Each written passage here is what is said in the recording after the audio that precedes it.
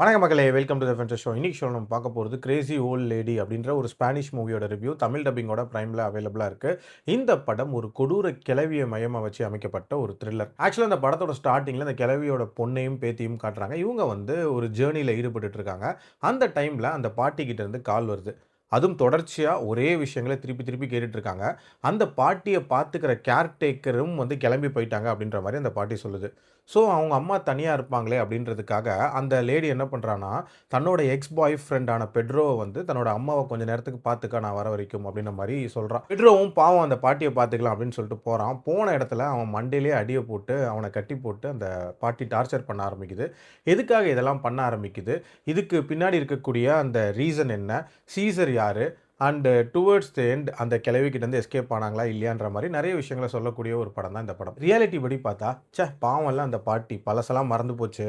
அதுவும் வந்து பார்த்துக்க யாருமே இல்ல. நம்ம பார்த்துக்கலாம் அப்படின்னு சொல்லிட்டு போய் பார்த்தா, அந்த பாவமான பாட்டி ஒரு கொடூர கிழவியா மாறி டார்ச்சர் பண்ண ஆரம்பிக்கிறா அப்படின்றதே ஒரு இன்ட்ரஸ்டிங்கான விஷயமா இருந்துச்சு. அதிலயும் ஏன் இதெல்லாம் பண்றாங்க? அடுத்து என்ன நடக்க போகுது? அப்படின்ற ஒரு சின்ன பரபரப்பையும் மெயின்டெயின் பண்ணியிருந்தாங்க. ஆல்சோ அந்த வீட்டோட பேஸ்மெண்ட்ல ஏதோ இருக்கு அப்படின்ற மாரியான பில்டப்லாம் குடுத்திருந்தாங்க.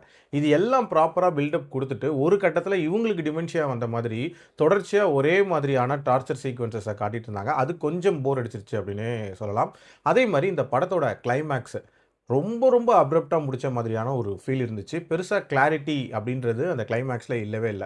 மத்தபடி இந்த கதைய கொண்டு போன விதம், ஒரு வித்தியாசமான சர்வைவல் மோட் இது எல்லாமே வொர்க் அவுட் ஆயிருந்துச்சு. ஓவரால் ஒரு ஓகேஷான சர்வைவல் த்ரில்லர். என்னோட ரேட்டிங் வந்து 2.8 அவுட் ஆஃப் 5. அடல்ட் கன்டென்ட்ட பொறுத்தவரைக்கும் தேவையே இல்லாத ஒரு அடல்ட் சீனும் அண்ட் கொஞ்சம் கோரினெஸ்ஸுமே இருக்கும். அதுக்கேத்த மாரி பிளான் பண்ணிக்கோங்க. மீண்டும் அடுத்த சந்திக்கிறேன். நன்றி. வணக்கம்.